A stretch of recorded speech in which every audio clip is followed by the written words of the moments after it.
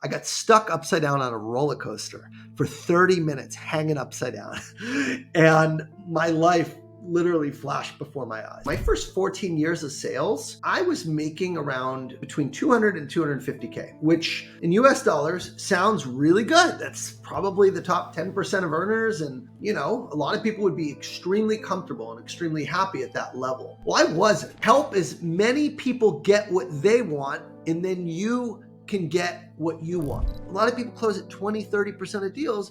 The elite sales performers are closing over 70% of the deals. If I died right now in this moment, my life would have been a waste. And yes, I was a sex addict. Admit I went to strip clubs, looked at webcams, cheated on my wife, for God's sakes. I did. I come in, she has all my credit card statements printed out. She's like, Ian, what the fuck is this? And she just starts crying like horribly. And I'm like, oh no. And then it got really dark. And so Ian, welcome to the show. I think we're speaking at an exciting time for both of us. You're on such a good energy and a vibe today. I feel like we're going to have a great chat. I had a great vibe. This morning I worked out, I set some personal records at the gym with my trainer, and then I didn't feel like it, but I hopped in the cold shower afterwards. And any time I hop in a cold shower, it wakes me up. So you're literally coming, it's your afternoon, it's my morning, but you're coming at my peak. We're recording this at my peak physiological and mental time of the day, for sure. Sharp and ready. So with that in mind, I want to start with a quote from yourself about happiness. And you said, happiness is the joy I feel in pursuit of my full potential. Mm-hmm. What does that mean to you? It means that the joy is in the journey. You know, people think that happiness is a destination. There's a great TED Talk that I was just talking about yesterday in my course. It's by a guy named Shawn Achor. And Shawn Achor has a TED Talk called The Happiness Advantage. He has a book of the same name, and it studies people that are happy. And people that are happy have significantly more success in the workplace. They have more productivity. They have more results, better results, more creativity, more engagement with their peers, colleagues, and customers. So when I think about happiness, I think about it's not a destination. It's the way you show up every day. And the main thesis of the book is that success follows happiness, not the other way around. In other words, if you're waiting to be happy until you get success, you're going to be waiting your whole life, because success is a moving target. So for me, when I say happiness is the joy I feel in the pursuit of my full potential, what I'm talking about is the word potential is unlimited, right? We have unlimited potential. We're only using a relatively small portion of our brain. So let's say, for example, I am in sales, like a lot of people here, and I want to be a $1 million earner. That's probably about the cap you're going to get as a W-2 employee for a salesperson. You know, I know very few people that make $1 million year after year after year, every year, because quotas go up, territories get smaller, companies change, leadership changes. So it's just something that's not necessarily sustainable forever. So you reach that point, you say, I've reached the pinnacle. Now what? Well, if it's only downhill or flat from there, you're tapped out. So what do you do from there? Well, maybe you said, well, I'm done with sales. I want to have my own business. And now the bar gets raised completely higher, where $1 million, if you're $1 million company, you're a very small business. But if you're a $10 million company, now we're talking. If you're 100 million, there's a whole nother level. So the potential now becomes not, hey, as an individual, how do I build a company, right? And that's just in the career business side. When we talk about potential, we talk also about the human potential, health. Maybe I want to run marathons. Oh, I do that. Well, now it's on to ultras or triathlons. Okay, great. What next? Is the same thing as a parent.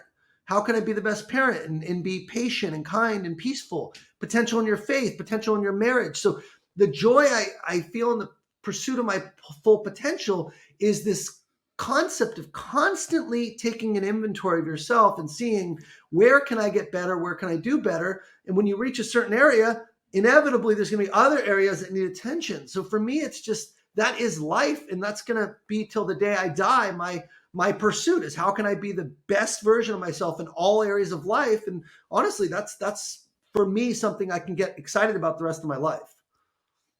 Having that level of excitement for continuous progress is something that is naturally hardwired into us, but many people don't recognize that. They sometimes think, as you said, hit a particular goal and the feet go up and they think that's that. But you see so many people that maybe exit from a successful business, or they hit a particular milestone in their career and they fall into like a period of not even depression, but just an element of losslessness. And like there's a thing called gold medal syndrome. A lot of athletes who maybe win the gold at the Olympics, the next 2-3 years, if they're not competing in the next Olympics, completely lost. And that happens so often with the level of success that you see some people achieve within business or within sales.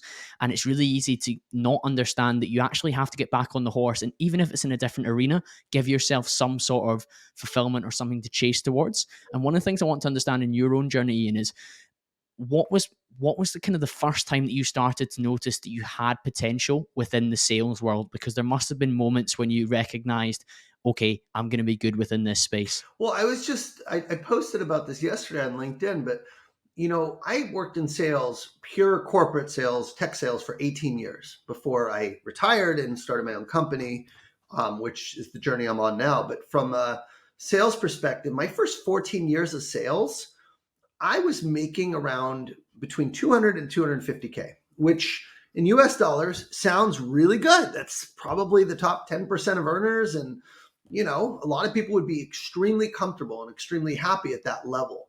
Well, I wasn't, because making 200K at a company like Salesforce.com in the enterprise space is actually below average when the OTEs are around 250 to 300. So if you do the math, I actually was scraping and clawing maybe to hit plan and was missing it in other times. That's when it really, really kind of hit me. Before Salesforce, I worked for 10 years at a company called Rico, and I was the top dog globally. I had a sales team. I had 70 people working for me. I rose the ranks and, was very successful. And, it kind of goes to that theme we're talking about. I realized I was playing in the wrong sport. Rico was selling copiers and printers, and printing and paper was on the down, and I was just in the wrong industry. So I saw Salesforce, and then I became, instead of being a big fish in a small pond, I became a small fish in a big pond. And I really kind of was struggling for the 4 years. So again, between my first 10 years at Rico, my next 4 years at Salesforce, that's 14 years of my career. I was hovering in this pretty comfortable level, but not really crossing that chasm of like top elite earner, elite performer. Because at Salesforce, there were people making over $1 million per year. Okay, that was the world I was in. And it took me missing my quota 3 years in a row at Salesforce. And the last year was on the very last day of the fiscal year is when I missed it. I missed it by one deal. Okay. And I remember thinking to myself, this was my rock bottom. Unfortunately, I've had to hit a lot of rock bottoms in my life to kind of wake up. But in the sales moment, I remember the exact moment. It was January 31st of 2006, of 2017. So we're talking now, 7 years ago. But in that moment, it was the last day of our fiscal. I missed my deal by 1 year, and I screamed at the top of my lungs, and I said, never again. And that was when it hit me that I was average.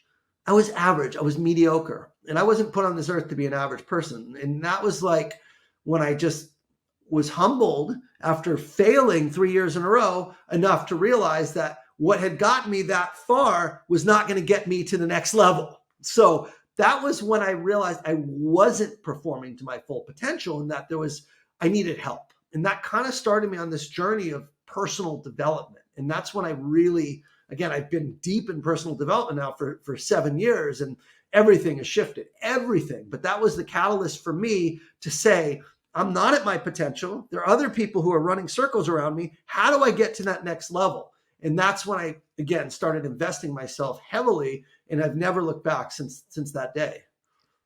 There often needs to be moments of such pain that force you to change path. There's a lot of talk at the moment of like being comfortably numb. Mm-hmm. So, for example, if you had just been scraping your sales target and quota in the first 3 years at Salesforce, you might have just carried on the way that you were.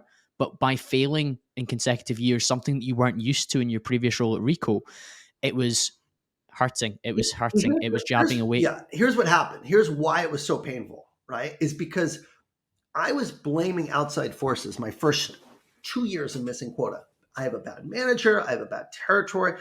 I'm in the enterprise space. I'm a grinder. I'm a transactional guy. I can't do enterprise. I'm just in the wrong role. And I literally made every effort to put myself in a good position. So after those 2 years failing, the first 2 years, I changed teams. I downgraded myself from an enterprise rep to a commercial rep. So I actually went down and got a demotion so I could have more accounts And I ended up going to this great team with this amazing manager and had great accounts and had everything I asked for. And then I miss it still by one deal. And that was exponentially more painful than the 2 previous years where I missed it big time, because I now had to face myself and say, hey, everything you thought was the reason you couldn't succeed, you fixed and you still failed. And so that was really the come to Jesus for me, was this idea that like, it wasn't about the external situation. It was actually me was the reason that I was failing. It was taking ownership of my results. It's vital to realize that, and so many people that I've interviewed over the last 3-4 years recognize those turning point moments and start to think about what are the actions they took thereafter that really moved them in the right direction. So I know from your story, some of the investments you made from a personal development perspective were not immediate returns, but quite quick returns to show you that what you've been doing previously was, as you said, transactional, wheeler dealer, that kind of type of guy that would succeed in a particular environment. But where you'd moved to, you needed to evolve, adapt, or die. That's right. That's right. Exactly. It was like, I was a grinder. I was a hard worker. I was a let's get it done, ready, fire, aim guy. And when you're dealing with selling software and you're selling to executives in pretty big companies, that approach doesn't work. They want partners. They want thought leaders. They want people who are collaborative, who are not trying to, slam deals. And so, in copiers, that worked great, right? But when it came to, strategic selling, it's a totally different type of person who thrives in that environment. I don't know if you know Jamal Raymer or Brandon Fluharty or any of these guys on LinkedIn that are, the $1 million club of these software reps that are making, selling these huge deals. But the nature and the personality and the energy of these folks that are really crushing it is the exact opposite of what you think of when you think salesperson. I'm what you think of, like high energy, let's go, personable, let's throw it down or whatever. And that's not what was going to get me to that next level. And so I needed to actually get out of my own way and change everything about myself if I was going to really succeed. So I made this big shift, and we can talk about it if you want, but it was all about me up until that point. And really what I needed to do was make it about other people. So I had to make the shift from an inward focus to an outward focus. And once I did that, my results, every year after I made club, and my income tripled. So it was a massive success.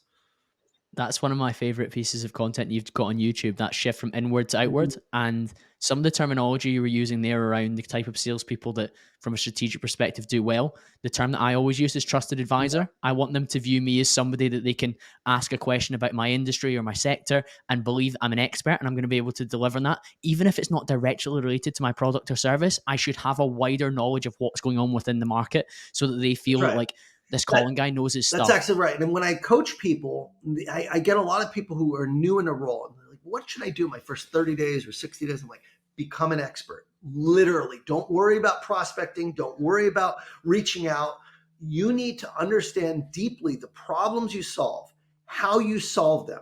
Understand the deals that you've done, that your company's won. Go talk to the reps. Find out who is the customer, why did they buy from you, what specifically were the challenges they were struggling with, what are the results they got from that. Like literally learn the stories inside and out of your best customers. Get copies of the proposals and the decks from the top rep to see what that story looks like and how it was presented. Interview, these folks, take them out to lunch, buy them a gift card to Marriott, go do something to get on their radar and model what they're doing, because, you can try and figure it out, or you can model and learn what already works and follow a proven path. So again, it's all about understanding the problems you solve, understand what the world looks like, and being able to speak the language of the people you're going after. And you can't fake that. You really do need to study and research. So it's just a different set of skills. And unfortunately, in companies right now, what do you get when you start a new company? And what happens? What do they teach on? Product. Yeah, selling. They teach on product and they teach on process. Here's our methodology. Here's our systems. Here's our products. It's not about the customer and where the customer is challenged with and what problems the customer has. And here's how to talk to the customers. And here's who we target. And here's why they buy. It's all broken right now. So, I've been the benefactor of that because I teach this stuff and I have a lot of, people come to me. But unfortunately, it's like get out in the field, go make it happen, go swim with the sharks, figure it out. And that just is not effective. You're going to waste a lot of time. You might not even last the 6 months to be able to learn because you have a manager that's so short-sighted and transactional that you're actually not going to be that trusted advisor you talk about. So it's really, again, it's about learning their business and putting yourself in the seat of the customer and really being a student of the problems they have so you can speak their language and then earn their trust, at which point then you could start to talk about your solutions. For sure. And I think that's the crux of the whole inward versus outward piece. And I'd love for us to go in a little bit deeper into some of the things that actually means in terms of personality traits and characteristics that need to shift in the right direction. Yeah, I think the first thing is a quote that comes to mind from Zig Ziglar, right? And he said, you can have all the success, I'm going to butcher it, but help as many people get what they want, and then you can get what you want. So that sums up what inward to outward means in its simplest form, is if you are interested in somebody else like you're asking me questions, you're thoughtful. The fact you're putting this interview at an hour and a half versus 30 minutes or an hour is different than 90% of podcasts I go on. It shows you're really interested, and to dive deep, you're going to want more time with your guests. So again, fundamentally, be interested, not interesting. So what the shift from inward to outward means is if you can really be interested in understanding what your prospect wants most, what does success look like for them? What are their top priorities and goals for this particular year, this year? What are the biggest challenges right now that they're faced with that are preventing them from hitting these goals? And really get good at having conversations about other people. You don't need to talk about product or yourself at all. And what they're going to do is they're going to lean in, because everyone loves to talk about themselves. And a lot of people, they show up and they throw up. They come in, they do a pitch, they talk about the product, they demo right away. I said, never give away a fucking demo. Never give away a demo, okay? Only time I demo is that when I know I can help someone. The only way I can know I can help is if I see their environment, if I understand their process, if I have a conversation, if I have an executive. So I won't demo until third, fourth, fifth meeting, right? Because I need to make sure it's a fit before I waste your time showing a bunch of stuff that may or may not be relevant. So this is something that... This is huge, Ian. You're completely correct, because also, just while we're on the demo topic, you also can shape your demo in a way that ticks their boxes. Right. And one of the things that I've always done in my sales career since I've been trained to do it is writing down some of the terminology they've said about their pain points of their process. And when I present my demo or my product, whatever it is, I'm using the same words that they used about the process. So if, for example, when I worked in the insurance world, they're talking about, like confusion about documentation or whatever else, I'll be like, this provides clarity to the confusion about the documentation you had with your other broker, whatever it was, because you've listened and then you feed that back to them and they feel heard and feel seen. Yeah. And you mentioned there, everyone's favorite topic is themselves. They also really appreciate if they feel like when they said something that mattered to them from their chest, you were like, noted, I heard that, and I'm going to help you with exactly. it. And you're taking notes. And again, it's one of those things that I've taken this ethos or philosophy to my coaching business. I genuinely want to understand why people are working with me. The first thing I do with everyone who comes on is I do an onboarding call, and they fill out a detailed intake form and all their challenges and all their goals and the personal life and their health and their business and their sales. And I set up a 30-minute call with them, and I make sure I understand what are their top 3 or 4 outcomes that they want to achieve from coaching. Now, the next 12 private sessions we have together, I already have a framework of where we're going to focus and what we're going to go deep on. And maybe it's their mindset, or maybe it's their time management, or their habits, or maybe it's their skills. But every single coaching call, if you were to record 100 calls that I do, everyone looks, feels, and sounds different because it's all tailored to them.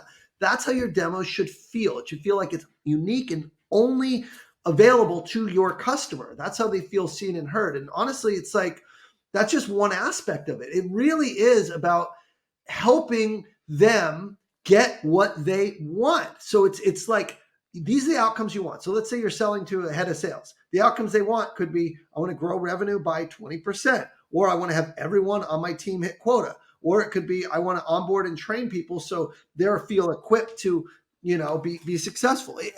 It's going to be similar across a variety of personas if you're selling to the same group or same industry. And once you've done a few, you're going to hear the same patterns. But you got to give people a chance to tell you exactly what success means to them. And a lot of times, no sales reps are even asking. It seems so darn basic to me to find out what is your role, what are you measured on, how are you tracking, what's getting in the way, and if I can help you achieve your goals, then great. Let's discuss what that looks like. If I can't, it's all good. Let's move on. So it's like this genuine caring of helping other people. And that, when I crossed that chasm, I was only concerned about my quota. I was only concerned with making about a lot of money. And yeah, money's good. Believe me, my lifestyle is really, really expensive. And I support my family, and I have multiple homes, and I have a very high standard of living right now. But that is not,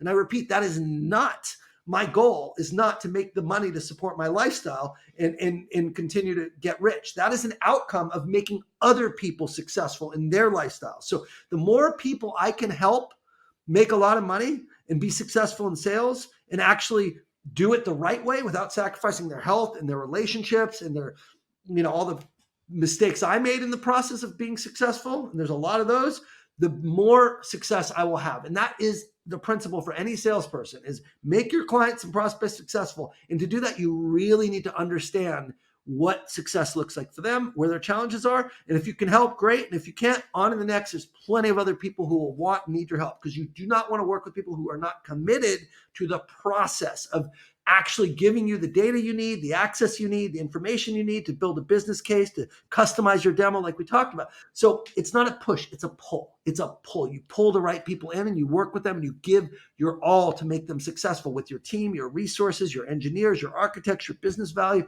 whatever resources you have. I said, I'm going to work my ass off for you, but I got to make sure you're committed. So let's have this conversation up front. When you shifted from this inward to outward focus, what were the biggest things that you noticed changed about your results? Well, I went from an average of around 1.3 million ACV ARR per year to an average of 3.9. So just the sheer tripling of my results was one, which led to my average income going from around, again, 2 to 250K, right? In my first 4 years in Salesforce, about 240K to 720K. So my ACV tripled, my income tripled my last 4 years, and my joy of service, like the joy of the job, it wasn't such a grind. It wasn't so painful because I was pushing and pushing. I felt like a nasty, slimy, icky salesperson when I was making about me. And there's a term I use, and I've heard, I didn't make it up, but I heard it before me and I love it. It's called commission breath. And it stinks. It's like when you show up and it's all about you and closing your deal, and you got to do this by the end of the quarter. And like everyone does that. And that's just the sales. That's why salespeople have a bad rap. But my commission breath went away and my deals started closing earlier in the fiscal. They didn't wait till January. And that year that I missed it by one deal, the last day of the fiscal, I said, never again. I'm never going to be in a position again where I'm waiting the last day of the year to hit quota. Unfortunately, I wasn't. I made club every year after that, and all of it happened before the last day of the fiscal. So I wasn't in that stressful position. So my job became less stressful. I actually felt more rewarded because I was helping people achieve some really big goals, and it was about them and not me. And obviously my income and my stance on the leaderboard, shot up. I ended up finishing number one at Salesforce the year that I started personal development, and globally, and that was in the enterprise space. And then the year after that, I finished number 4. So I was like got flown out to Monaco, got to meet with our CEO, got all these prizes. I mean, it just like everything, my lifestyle, and I was able to buy a house that was in our desired school district and with our kids. And it's like, it's never, it unlocked everything you needed. I ever wanted, I had. That's why I say help people get what they want. You're going to get what you want. And it's just been, honestly, it's been that way for 7 years now. And it's getting to a level that is beyond my wildest dreams, way more as a business owner than ever was possible as a salesperson. I love the term commission breath. I've used it before in training that I've delivered as sales breath. And the way that I bring it to life for anyone that's taking part or listening to this would be, if you've been in like a car showroom, you get the guy that's all over you like a rash, just desperately trying to close you. And you can feel that it means so much to him, and it links to desperation. Yeah. And that's a really unattractive quality in any dynamic, whether that's in a relationship, whether that's in a sales transaction. You don't want to deal with somebody who's desperate, who's clingy, who's whose contacts with you aren't of value. And that's why when it comes to sales, you want to be adding value or moving a process forward rather than just checking in or just being a little bit sleazy or creepy. And I love that as soon as you shifted your focus, you were able to detach that feeling of scarcity and come from a place where I'm trying to help, I'm trying to make a difference to you. If it's not right for you, I'll move on. And there's a big, big, big benefit to having an abundant mindset in so many different areas because you're able to say no to the thing that's not right rather than trying to squeeze and contort into a way that's just never, ever really going to fully work. Totally. And you said the word detach, and that was what I was thinking as you were talking. It's like you got to detach from the outcome, period, and attach to your effort and your intention. If your intention is good and your effort is all you can do, you've already won. So that for me is everything. It's like, I don't need you. Okay. I'm here to help. And if you don't want my help or my team's help, it's all good. And people feel that. And it's like they want to work with you. They pull you in versus you pushing yourself on them. It's really about, again, not caring whether or not someone does business with you. Of course you want people to do business, but I don't want somebody. I'll give you an example. Like I'll genuinely, this just happened to me yesterday or the day before. I had a client and he's going through some financial challenges. He's been with me for a year and he's doing great, but he was over leveraged. He had real estate and he had a lot of, he didn't have necessarily the cash flow he wanted because he had his hands in so many different places. He was running an Airbnb and developing real estate and trying to work in his company. And he basically came to me about 3-4 months ago and he said, Ian, I want to keep working with you, but I don't have the cash flow to pay $18,000 up front, which is what I charge because he had put all of his money in other areas.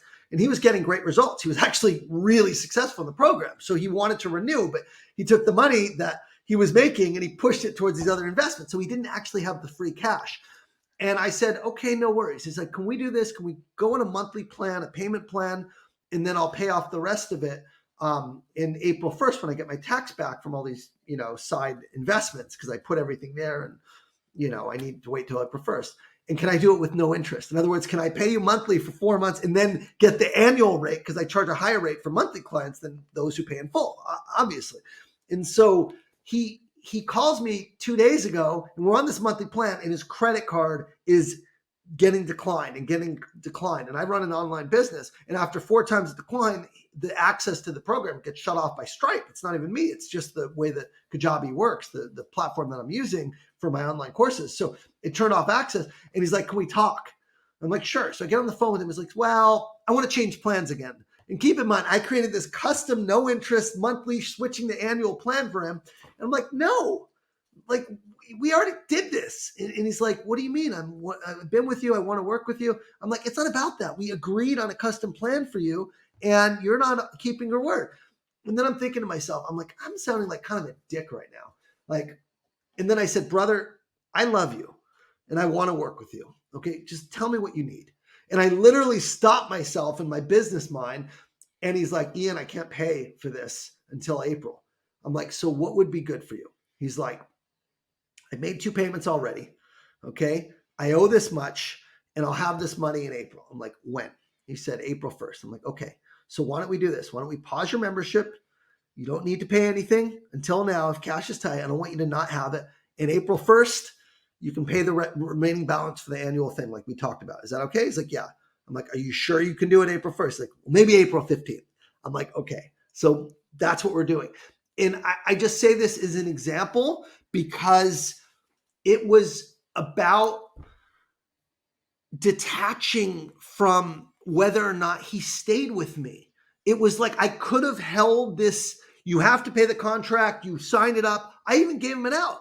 I said, if you don't want to coach with me, if you can't pay for it, it's all good. Like, and he's like, no, I do. I want to. It's just the cash.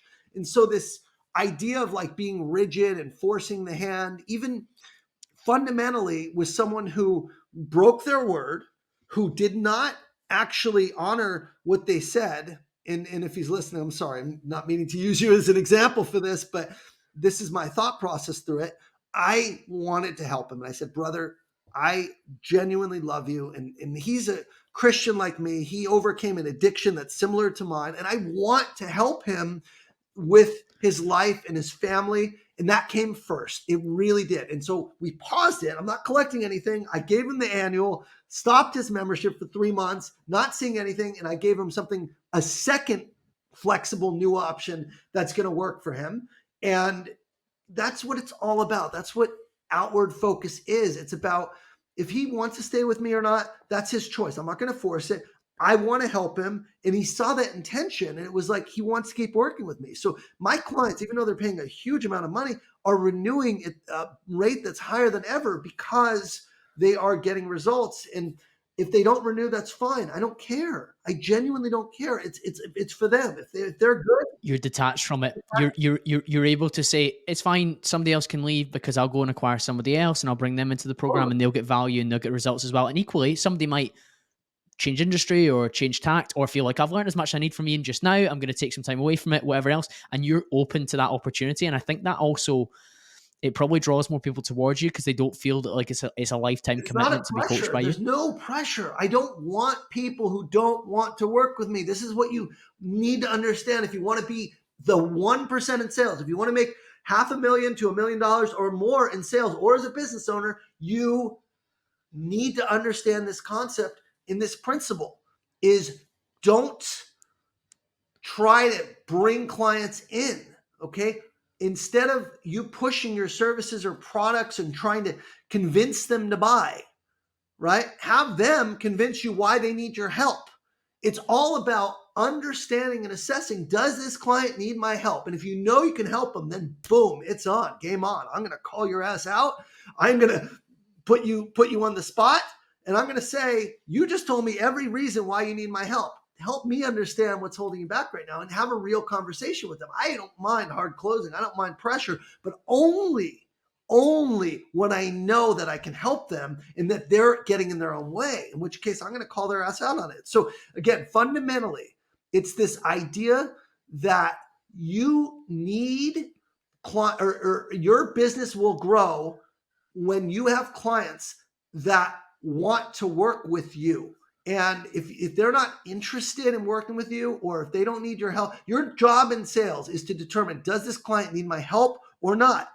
Okay. And once you know they need your help, then your job is to get them to enroll and show them how you can help them and earn their trust in showing them that this is going to work for them, right? By showing them what the path is, what the plan is, giving them references, helping them talk to, like, whatever that you're going to do to make them comfortable. That's what you need to do. But only do you do that when you know for a fact you can help people. So I spend all the time up front really assessing, is this person, whether it's a business or an individual, somebody that I can help? And once it's a yes, then game on. And that's how you close. Again, like a lot of people close at 20-30% of deals. The elite sales performers are closing over 70% of the deals because their sales cycle is with the right people that they know they can help and that are engaged in the process. And I think that they've heavily filtered. I completely agree. What are some of those questions that somebody might be able to ask to really understand if they can help the client that they're speaking to? Depends what your industry you're in. It depends what you're selling. It's going to be different for every single person. So for me, if I'm coaching somebody and I'm on a call with them, I'm going to say, on a scale of 1 to 10, how do you feel in terms of do you feel like you're performing to your full potential on a scale of 1 to 10? And if they say 7, say, well, tell me why. And then just get them to tell you where they struggle. Where are your biggest struggles? Where do you think you get in your own way? What's your income target? What's your OT? What are the top people making in your company? So if I know someone's making 200,000, but people at their company are making 700,000, right? Why do you think you're not able to do it? What do you think is holding you back? Where are your biggest challenges? What's your win rate? So it's like you have to understand the metrics that you can impact and then ask them about those metrics and then ask them why. What do you think is actually holding you back? What are the biggest challenges you're facing it with? Why aren't you performing your full potential? And in this example, again, I'm just using my coaching business. They're going to say, well, I don't work a full day, or I get distracted too easily, or I feel overwhelmed, or I procrastinate, or maybe they'll say, like, I don't have the strategic selling skills. I was good at transactional, but I don't know how to get into big companies and enterprises. They'll open up, and then it's like, great. And if I have content in my course, or if I have tools that I can give them and frameworks, then I can talk about those and tell them, hey, here's what I'd recommend and here's how I'm going to help you. So that's the missing link. So once you know you can help, then you need to show them how you would approach helping them. You need to give them a plan. You need to show them, hey, you've come to the right place. So it's both parts. It's equal part qualifying, and then it's like, okay, here's how we would approach this, so they feel comfortable that that you actually can help them. One of the vital things you've explained there, Ian, is that you're asking about where they're at, what they want to get to, what they care about, what's holding them back. But you're also digging deeper as you go, because you were saying there they might say like, oh, I'm not being able to work a full day, I'm procrastinating. Understanding why that might be and kind of digging into that is a vital next step, because then you can really join it to one of your solutions or one of your courses or whatever it is that solves that pain point. Because once you delve deeper into that, and it's not just surface level, like, I'm just not hitting my target. Okay, why?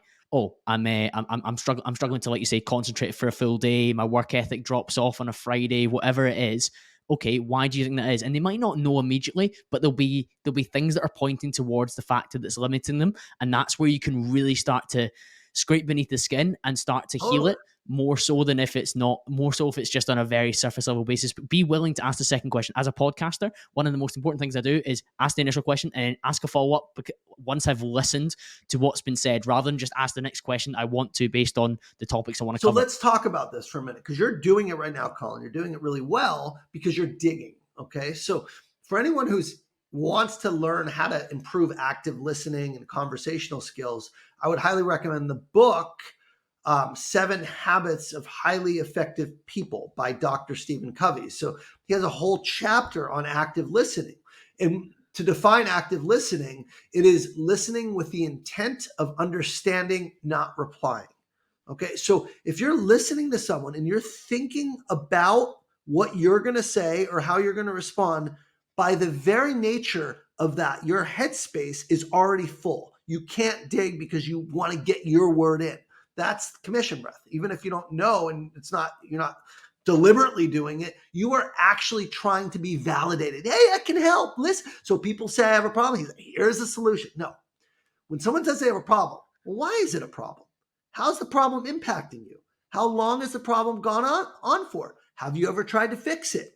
Why are you trying to fix it now? I just asked 5 questions that probably would take that one problem and make it from a one single answer question to a 15-minute discussion to really understand. And that was just on one problem. You could do that for all the problems. So you end up spending 60, 70, 80% of the time talking about them. And then at the very end of the meeting, then you talk about, okay, here's how I'd approach your challenges. So you're doing it right now. But again, I want to hold what I do when I'm really like gung-ho to like remember to say something and I have a thought. I'll just keep a piece of paper next to me and I'll just literally write it down, like one bullet or one word, so I don't forget. I'm fine. We'll get there later, but at least I can get to that later. But it's really about trying to understand what they're saying, understand why they're saying it and why now. There's 3 questions you need to answer as a salesperson for any opportunity. Number 1 is, why do you need to change what you're doing, right? Why do you need to change what you're doing? Because if you're selling anything, it's going to be a change for them, whether it's a coaching program that they're going to have to start attending and start adopting, or whether it's selling Salesforce, where they're going to have to rip out their existing technology and retrain their sales team, right? It's a big effort. Change is a big effort. So why do you need to change what you're doing? Or before you even ask you why do you need to change, what are you doing? Just understanding what they're doing today, what their current state is, and what the impact of that. And then you get into the change conversation. Well, why do you need to change? Okay, what you're doing, what's driving you to change? Is it a priority that your executives have? Is it, you're missing your goals? Is it you're going to lose your job? Whatever it is, it's going to be different for every person. So why do they need to change? Second question, why now? Right? Why now? What's driving this timeline right now? Because if it's gone on for 5 years, so what? Keep going on for 10 years, right? So why now? And then the final question is, why you? Why is your company uniquely positioned to help them with that change? So if you can say, here's why they need to change, here's why they need to change right now, and here's why we are the only ones that can help them, your sale is going to close. And there's one missing critical ingredient. You need to be talking to the right person or people. You have to be talking to people who feel the pain of why they're trying to change. You got to talk to the people who are impacted by that, not by the people who are taking orders. You got to talk to the people giving the orders. That is, if I take 50 different variables of what leads to a sale, that one variable outweighs all 49 combined. That one variable of talking to power, talking to people who actually can sign off or influence change or make things happen in the organization is so much more important than anything else. Anything else, because someone can want to say It's vital. it's I've everything. wasted so much time in my younger days as a salesperson speaking to the wrong level when it's so much easier to get sponsored down is the term that I use. Right. So start at the top and go the way down, because it might be that the operations director is in charge of this project, but guess who's signing off? The CFO. So best believe you need to have them linked in from the very start and buying into you as part of the process as well, rather than the proposal landing on their desk before they sign off and having this painful discussion where you now need to repitch or have somebody do it internally for you that's never going to deliver it in the same way that you're going to do it in terms of that kind of final conversation. So I completely agree. Start at the right level and you quite quickly understand what the process for sign off is going to be. I always like to have complete clarity and little questions that don't delegitimize the person that you're speaking to at the moment, but little questions like, is anyone else need to be involved in this conversation at this time? Does anyone else need to join this meeting so that we've got full sight for you internally of what we're going to move forward with? And it's not a case of, Yeah.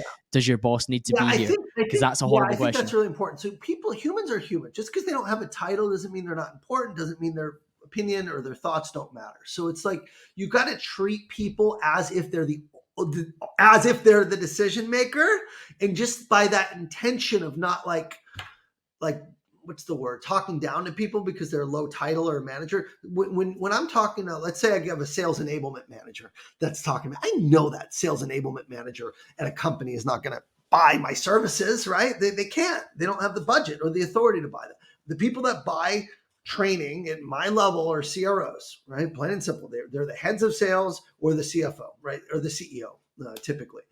And those are the people I need to talk to, right? But that doesn't mean the sales enablement manager is useless. So if I understand how they're training the team today, where their team's struggling, what they're doing, why they're talking to me, like all that stuff is just fuel to have the conversation with their senior executives. So I take whatever I can from that role. And at the end of that call, I'll say, great, well, it sounds like a great fit.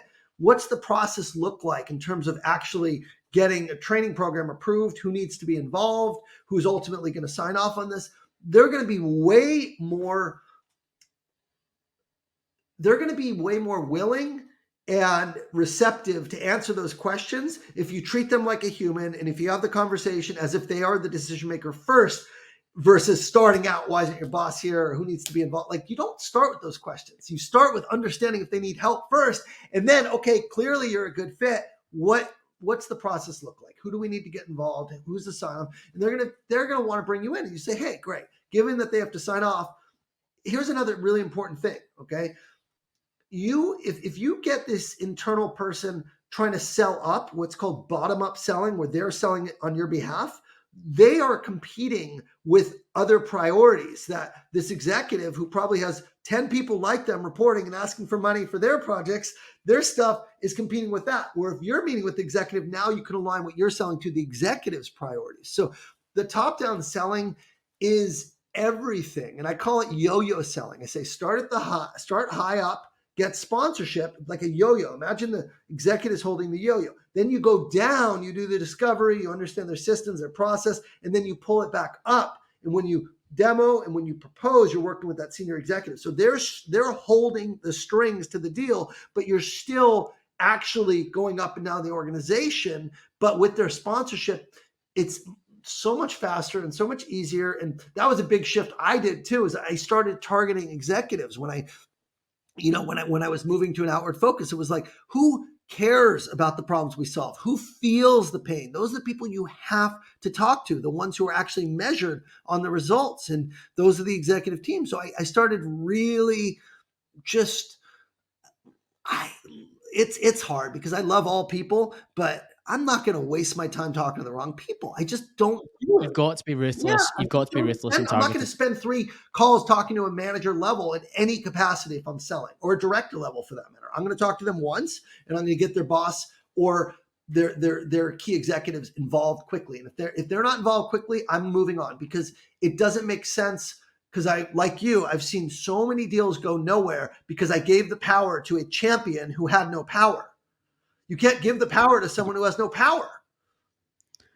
And many people will, like you say, they'll overemphasize the decision making power they've got internally as well. So you really need to cut through They that. misrepresent You were it. speaking about, They misrepresent it. of course they do. Yeah. Of course they do. People want you to think they're more important than they are. That's a very standard human nature. We like to rank our status higher than the true reality. You were speaking there about making changes within organizations, but I want to talk about a change within your lifestyle. At the age of 43, you retired from corporate sales.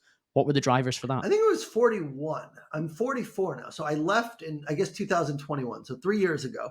But I basically, well, a lot happened. So I'll give you kind of the personal changes I went through. So I had a lot of success in sales, but after making $1 million and, buying this beautiful house and, just to give you a little chronology, a little timeline. So I got into personal development January 2017. That's when I said no more. And I spent $20,000 on a coach. I went to a mastermind. I got deep into personal development, finished number one, made $1 million, did it the following year.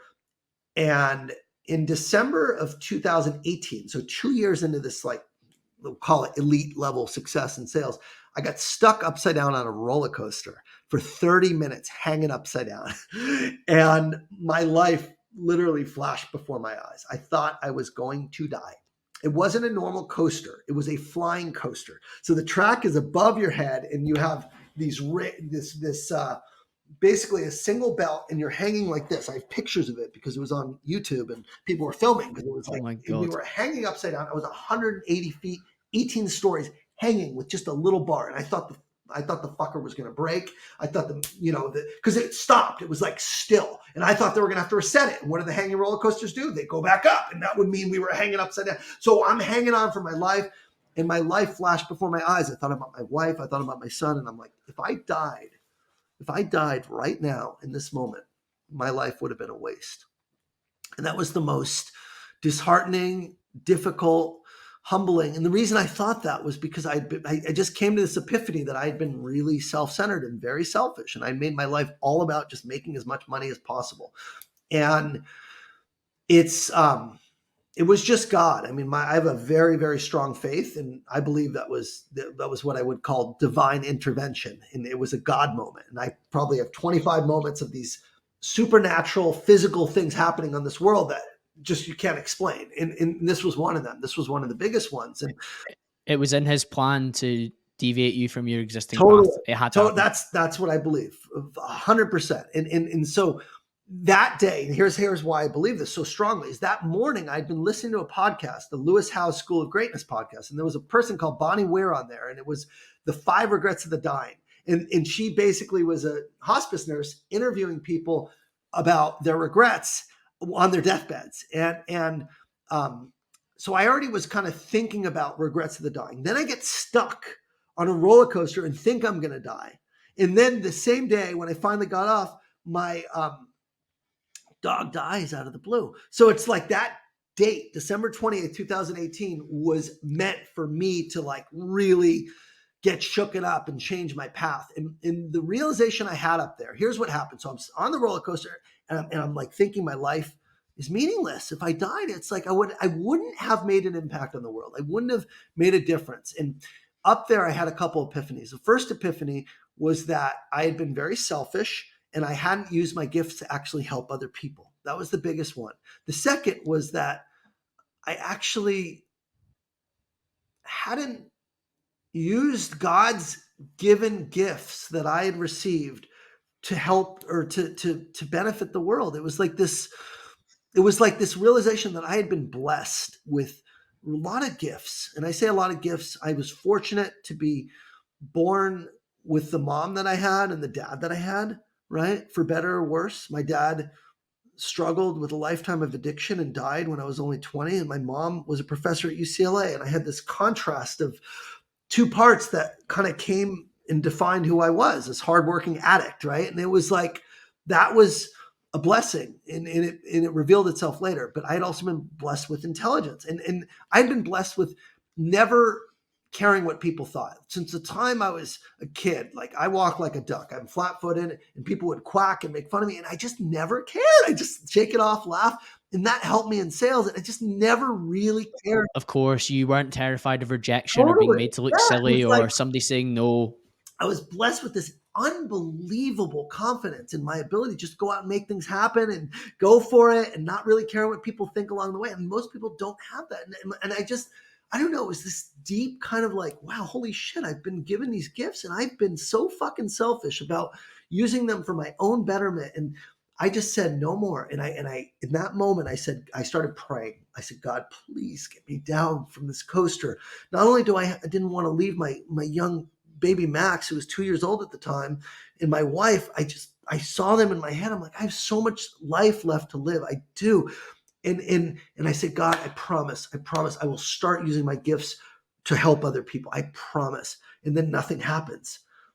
Okay. And I'm like, just get me off this roller coaster, God. I promise if you get me off, I will start now. I won't wait anymore. And I kid you not, Colin, in that moment when I said I'll start now, the roller coaster immediately took off. And I'm like, there is a God, and now I have to keep my word. And that has been my guiding principle for 7 years. And so I started this journey in 2019. I started a couple months later. I didn't really know what I was going to do or how I was going to serve, but I'm like, you know what? It doesn't need to be perfect.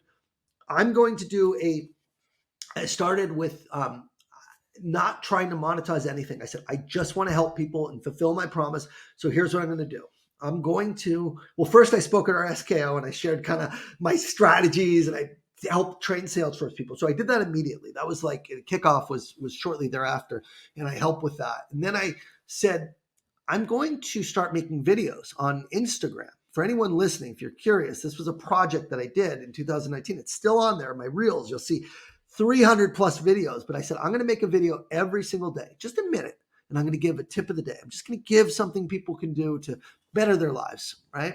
And I bought Gary Vee's book and I'm like, I'll just start building a brand and start helping people. And I joined a group called Brand Builders on how to build a brand. But I didn't do it from this idea of like being a business owner. I did it from a place of wanting to help people.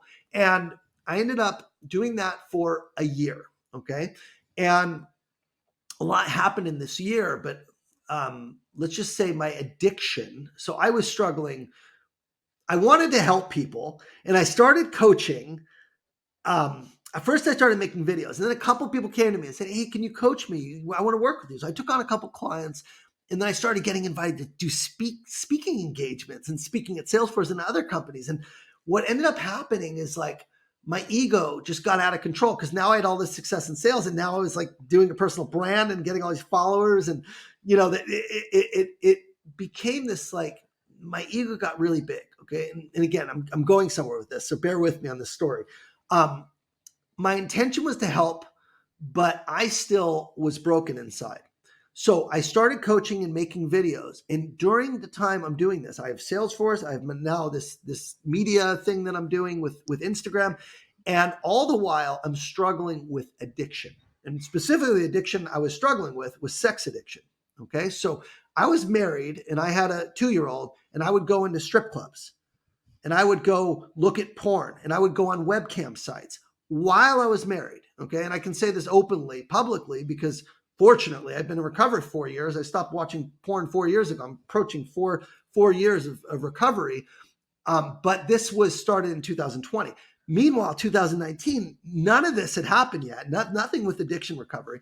And I'm doing all this and I'm trying to make videos and coach people. And I have this double life. I have the secrets that is, it's not, it wasn't, That really hurts your authenticity yeah, because as you say, you are giving and you've had this moment that's not forced you but encouraged you to change path and start to give, and you're on that path, but you've not quite done the work yet to be the version of Ian that we get to speak to on a podcast in that's 2024 right. because there were still things going on back there that you hadn't addressed. And until you did that, you couldn't bring this version that at the moment, like I watch you online, you're pretty unstoppable. Let's be honest. Like look at what you've done, and we can talk about some of the revenue within Untap Your Sales Potential and the different people you've helped and the success stories. But that wouldn't probably be possible if you didn't do some of the work that tackled this other like nagging thing that was just holding you Now back. we're getting to the good stuff.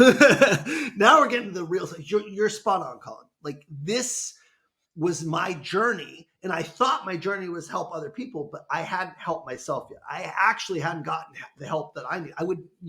It's not probably would have been possible. It would have been impossible for me to be able to stand here saying, yes, I was a sex addict, admit I went to strip clubs, looked at webcams, cheated on my wife, for God's sakes. I did. And I didn't think it was cheating. That's the irony, is sex addicts don't think they're cheating because it's a transactional nature. But having some woman who's not your wife in a private room in a strip club, that's fucking cheating. Let's not kid ourselves, especially if it's in secret. If your wife's going to watch you and say, great, and be cool with it, all good. That's on you. I'm not here to judge.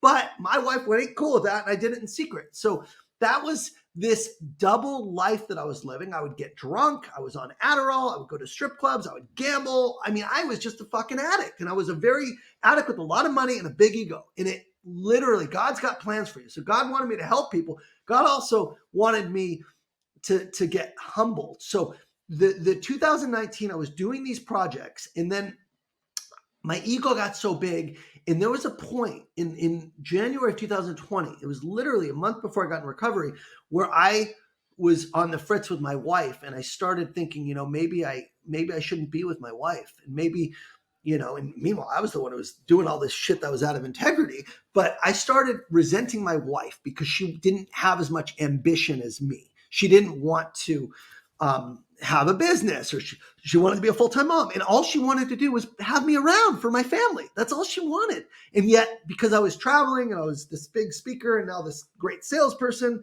I was like, I don't want this. And so God has a way of speaking to you and giving you what you need, even if it's not what you want.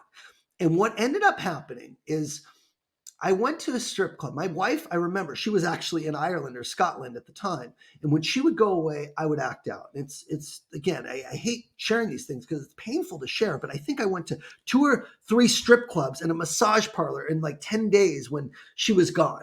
And I literally drove to an SAA meeting, which stands for Sex Addicts Anonymous, while she was gone. And they said, Ian, you can't look at porn, you can't masturbate, you can't do any of that stuff if you're going to be in this program. I'm like, fuck that, I'm out. and I'm like, you weren't ready to be fixed I yet. was not ready yet. I was not nearly ready to go on that journey. But I said, you know what? I'm not going to go to strip club. I'm not going to go to massage bar. I'm not going to do anything. I'm going to do it on my own. I'm going to will my way out of this thing. And I stopped in July of 2019. I stopped, and I didn't stop looking at porn, and I didn't stop going on webcams. Okay. In fact, that increased because I wasn't doing stuff live. So I ended up going to more, and I hope this is helping men out there who are listening to this, because this is a problem no one talks about. And I promise you, so many men struggle with porn addiction or cam addiction or dating app addiction, where they just hook up. It comes in many forms. Trust me. It's not like, oh, just because you don't go to the strip club, you don't have a problem. Okay. If you can't. You're completely correct. I hosted a gentleman called Josh Shea who speaks really well on this topic a couple of years ago about porn addiction, and it's a slippery slope because you're so clued up on dopamine. I've heard you speak about it before, but we always want to increase like the stimulus, and that's when it starts to get really truly out of hand with webcams and soliciting. That's right. It turns whatever into else. a more interactive. So maybe if you go on a porn site once a week for 10 minutes, okay, you probably don't have a problem. But if it leads to webcams or it leads to wanting to hook up apps and you can't keep things and you're wanting to stop. We're progressive. We're progressive beings. We spoke about that at the start when it comes to our goals. It's the same in our vices as well. Right. So that you're completely correct. It can run away. Porn leads to webcams, leads to strip club, leads to massage parlors, leads to prostitute. It's kind of like the flow. And if any of those things you're struggling with, you probably, again, you're human and you're a man and you're not alone. And I'll just tell you that, again, as someone as successful as what I've had, went through this journey. And so that was the journey I was on, hiding all this stuff while I was going through this desire to serve and coach. And I said, no more, I'm not going to do it. But I didn't face, I was still in denial. So I thought I'm healed because I'm not going to strip clubs anymore, but I was still looking at webcams. I was still looking at porn. And I finally, in February of 2020, I decided to confess to my wife. I said, Sandy, so my wife's Christian. She's very strong, devout faith. And she told me when we got married, Ian, strip clubs are cheating. I don't want you with some naked woman. That's not me. And I said to myself, she's crazy. This is what guys do. So I literally did it in secret during the whole term of our marriage. But now it had been 6 months and I had stopped. And so I said, honey, guess what? What, honey? What is it, Ian? And she said, and I said, I haven't gone to strip clubs in a long time. She's like, huh? I'm like, yeah. I know you thought I was cheating and I'm not doing it. And she's like, okay. Because a couple times during our marriage, I admitted to her I went to strip clubs and it really hurt her. So this was like the longest stint I had gone. And I said, but I am doing something else instead. See, my conscience had been, after a year of almost making these videos and coaching, it was like, I need to clear my conscience. I can't serve and give and help people if I'm living a lie. So I did it for selfish reasons. I wanted to clear my conscience with my wife. And I said, honey, there's this thing called webcams. It's like a virtual strip club, and women will strip, but it's not real. It's just, it's just a site. And she's like, what do you mean? I'm like, it's like a strip club, but it's called a chat room and women strip. And she's like, well, you don't go on those, do you? I'm like, yeah, I do sometimes. And I was pretty honest about it. And she's like, well, how often are you going? I said, maybe every couple weeks or so. And she's like, well, that's horrible. Why would you do that? And she was getting upset, but she kind of like was processing it. She was taking it in. And I'm like, oh, I just want to see how you feel about it. I know you don't like strip clubs, but are you okay with this? And she's like, am I fucking okay? No, I'm not okay with you talking to some women who's not your wife, getting naked on a camera or watching someone. Like, what do you mean, am I okay? And I'm like, okay, well, I won't do it. That's fine. I just wanted to, feel you out. So I thought it was all good. And, okay, now I know I shouldn't do this because she's not cool with it. Well, that wasn't where it stopped. So later that day, I come in and it's the end of the day and she has all my credit card statements printed out. And she has all the times, because every time you go on a webcam, there's a charge, for the time you spend there. And it's like, I guess there's sites called, I've never been on it, but like OnlyFans, where you could pay a subscription. So that type of thing, it was that type of thing, but it was a webcam site. And she's like, Ian, what the fuck is this? And she had all the time circled. I'm like, The receipts. yeah, she had the credit card. And I said, it wasn't that big of a deal, honey. It's every few weeks or whatever. It's like, this is a huge deal. And then she just starts crying like horribly. And I'm like, oh no. And then it got really dark. And so she collapsed. She collapsed to the floor and she started convulsing, shaking uncontrollably, just like going into this traumatic kind of like physiological shaking. And it was horrible. It was like my wife, who I loved, my wife she's a dime. She's amazing. And the scary part was that she was pregnant. She was 4 months pregnant. And so I'm like, honey, it's okay. I'm so sorry. And I'm trying to comfort her. And then she's like, oh shit. I'm like, what? She's like, I think I'm going into labor. Like, she was hysterical. And then she starts having contractions. I'm like, what do you mean? And she's like, I'm having contractions, Ian, we got to go to the doctor. And so we rushed to the doctor. And the whole time, okay, on the ride to the doctor, I'm like, God, please don't take this baby. God, it's one thing if you think you're hurting yourself. It's another thing you think you're hurting your wife. But if you think you have murdered your unborn son, let me tell you, that puts things into reality. I really didn't think I was hurting anyone. When I saw her in pain, I realized that I was deceiving myself. When I thought I was going to be responsible for the death of my unborn baby, that was like, I'm a murderer. And I said to God, God, please do not take this baby. Do not, whatever you do, please just help my baby be alive. And she's having these contractions. So we get to the doctor. He puts on the ultrasound device. And it's like the longest 30 seconds of my life. I called my mom. I said, Mom, come here. We need you. I was frantic. I was hysterical. He puts on the ultrasound device and he says, after like 30 seconds, he looks up and he's like, Ian, there's a heartbeat. I'm like, oh, thank God. He's like, the baby's okay. I'm like, oh, thank God. I was so relieved. And I'm like, what is it? What is it? What's going on? He's like, Ian, these aren't labor contractions. These are stress contractions. What'd you do? Would you cheat on her? You got a girlfriend or something? I'm like, something like that. I'm like, what, have you seen this before? He's like, all the time. Men behaving badly that cause their wife such distress that they send them to the hospital and nearly think they're going to lose the baby. This is the underbelly of the darkness that the world we're living in. And it affects a lot of married men. And they will sweep it under the rug. Maybe one time in Vegas or at a bachelor party, I did this thing, never admit it. At least I have the fucking courage to admit it. So that was the day I got into recovery. I thank God. I said, God, thank you. Please, thank you. And my son, he's just the light of my life. My son, Luke, that was my start into recovery from sex addiction. And that has been now 4 years on February 13th. And everything changed after that. Everything changed. I took a step back from work. I took a step back from my coaching business. I focused everything on my family and my mental health. And really, at that point, I mean, it's been 4 years, but I started with porn. I threw out the Adderall and started learning how to focus better. And I got rid of, I haven't gotten drunk in 4 years. I still drink, but I don't get drunk. I'll have a glass of wine or whatever. It's just not, I stopped gambling. I stopped everything. It was like I got in the recovery, worked the 12 steps, and it just, my marriage was saved. I confessed everything to my wife. I literally told her every single thing, the scariest things that I thought she might leave me for. I'm like, if she's going to be with me, she needs to know the truth, the whole truth. I went and took a polygraph and showed her I wasn't lying. I got therapy from a certified sex addiction therapist.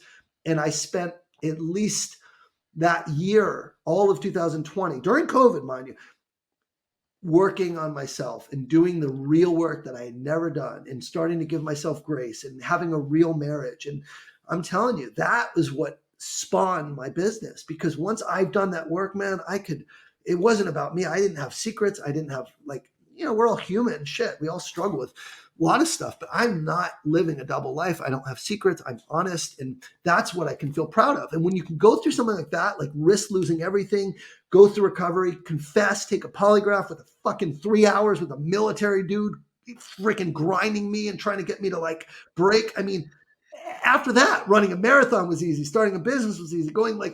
I'm telling you, like that was it gives you a perspective. It really does. And thank you for sharing that, Ian. I appreciate some of that's extremely personal, but it paints and helps people to understand where you were and what needed to happen to move forward in the way that you've done, because what you've achieved with your business and your life is extraordinary levels of success. But you were actually, like, using a golfing term, you were playing with a handicap. You were being restricted in some shape or form, like one hand tied behind your back to some extent. And now that that's gone, you can see what it's unlocked in your ability to help people. You have a huge cohort of people that you support in terms of your coaching, and how quickly your coaching has been a success is also something that I'm extremely interested in people understanding. Yeah. And I've actually heard you say before that you focus more on marketing than sales. And when you consider that you are somebody that's a brilliant salesperson, I think some people will find that surprising. Yeah, if you're a great marketer, you don't have to have a great salesperson. I focus on marketing and I focus on product and I focus on client success. Those are the things that I'm really focused on. If you do those three things really well, your people will come to you, right? So we can break it down. But I want to close the loop on the recovery. So to your point, what I teach now, right, is not sales training, right? It's mindset, habits, and selling skills. It is all about becoming a person. We talk about the first question, pursuit of your full potential. If I can literally turn from crazy addict, wild highs, sex addict, alcoholic, right? You name it. I mean, when I was 25, I crashed my ass into a tree head first, pissed drunk, 50 miles an hour, should have been dead. I was living such a crazy life, majority of life. And if I can turn myself around and quit all of these vices and be able to face, my ultimate demons, that is stuff that everyone needs. So I teach people how to overcome addictions. And that's a big thing that people come to me in secret. Yeah, they're successful in sales, but they're really hiding something and we can work on it together. Or I teach them habits. How do you focus and achieve this level of success without Adderall? I have a ton of people who have ADHD who come to me and say, I need help, because if an ADHD person can learn to get off medicine and build a business, hell, what are they doing? So it's like this, that unlocked everything that I coach. And that was the secret to my coaching business taking off, is because I actually did the work that I teach people to do now. And I still do it every single day. Every single day, I'm still doing the work that I'm teaching because I need to practice what I preach. So I think, again, when we talk about the business,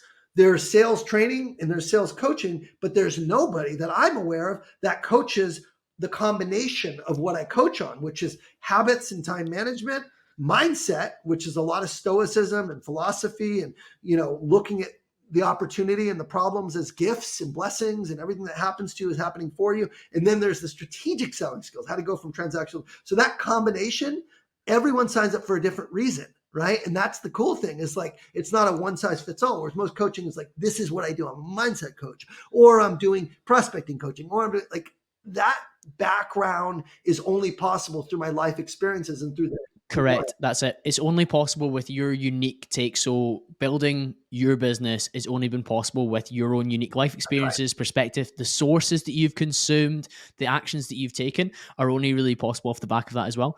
One of the things that you talk about, obviously, of course, is habits. And one of the books that I know that you were really inspired by was let me find what was the one you took down. Was it the Miracle Morning that was really pivotal in some of the way that you live your life? There's a lot of habits books that I have. Actually, the Miracle Morning is great. Hal Elrod, and I do a lot of morning routines, and there's certain things I do to optimize my energy. But I'd say that number one book that really, there's two books that inspired me. One is Seven Habits of Highly Effective People, right? The second, which I love, and I'd highly recommend this for anyone, is what's called High Performance Habits by a guy named Brendan Burchard. Okay. And Brendan Burchard is unique. He's an extremely successful entrepreneur. Extremely. The guy has an incredible story, and he's been on all the podcasts, Ed Milet, Lewis Howes, you name it. He's coaching people like Ed Milet. He's coaching the elite people. He coaches the Oprah Winfrey Network. So he has billionaires that he coaches. He's kind of like a Tony Robbins, but more focused on habits versus just, unleashing your potential like Tony Robbins. But he's up there. And Brendan Burchard wrote a book called High Performance Habits. And the reason this book makes such an impact is he has a different definition of success that I align with very well based on my own life experiences, which is success is performing consistently over a sustained period of time without sacrificing your health or relationships in the process. So there's a lot of people that are successful. You look at Elon Musk or Larry Ellison or Bill Gates. Yeah, great billionaires, great products, but divorced, right? Cheaters, right? Things that you can read about and see, and there's the personal life has fallen flat, right? Jordan Belfort, right? So yeah, he's thrown in jail, divorced 3 times. Like, it's fine. They're good in one area, but that is not what success is by Brendan Burchard's definition. If you sacrifice your relationship or your health or your integrity in the process, then is it really success? My philosophy is, can you be wildly successful and maintain your health and your marriage and do all these things without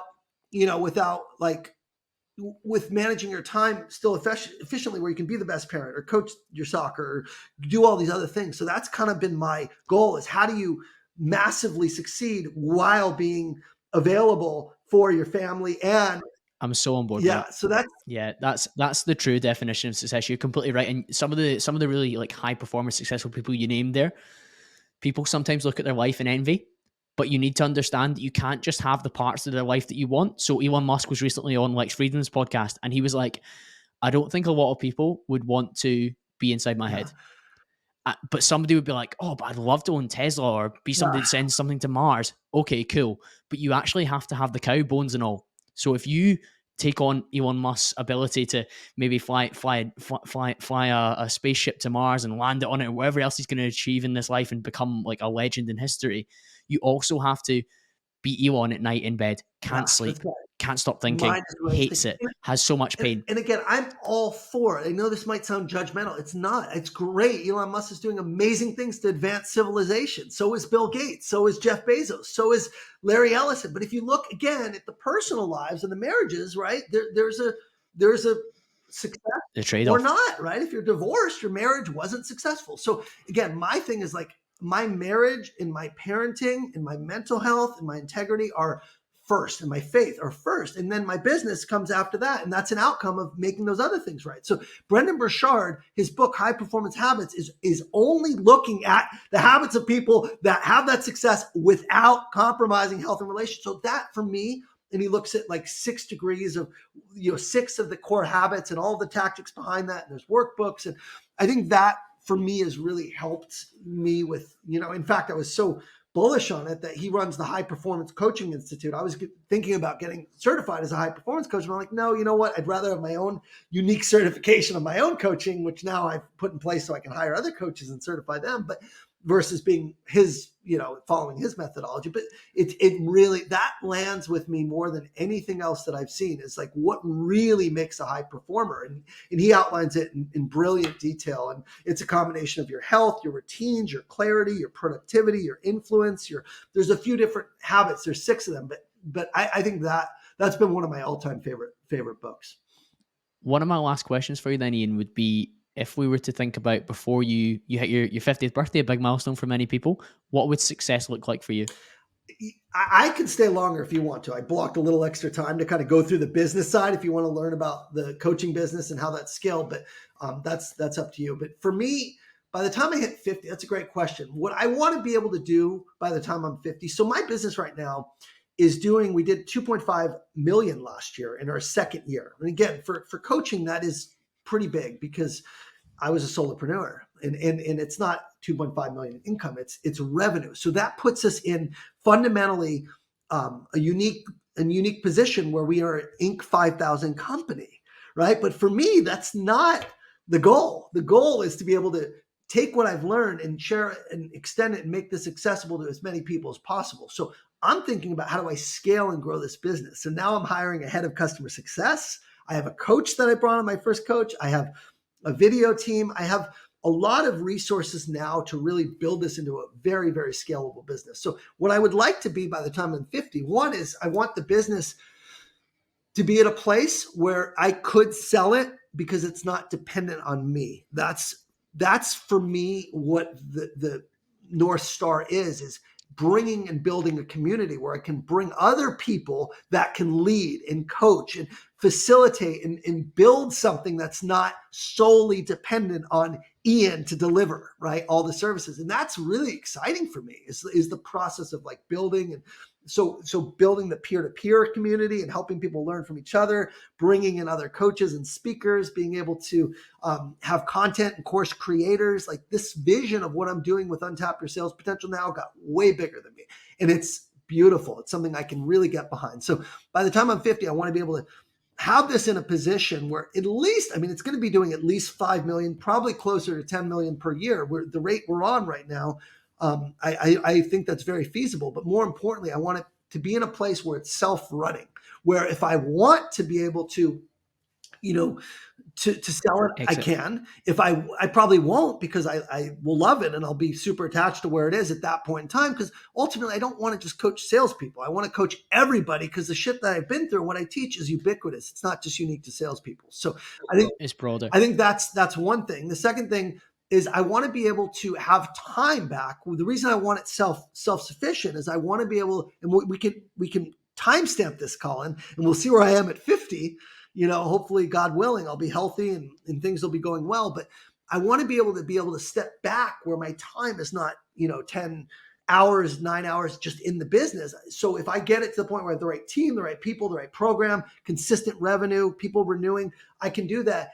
And then I see myself like writing a book, really, again, doing things from a place of needing money, but doing things from a place of purely choosing what I want to do and doing it from a place of service. So having a podcast, writing a book, being able to run triathlons or Ironmans, like spending my time exactly where I want to spend it. And right now, where I want to spend it is building up Untap Your Sales Potential, but it is a lot of work. It is time consuming. It doesn't necessarily have the full freedom and lifestyle that I think when it gets to a certain place, it will have, but I'm also enjoying it very much. So I don't mind, but I can see myself wanting to travel more with my wife and, speak more and do projects that right now are just they're not my highest priority. So I say no to them, like writing a book, for example. Writing a book, I'm saying no to because it would take a ton of time.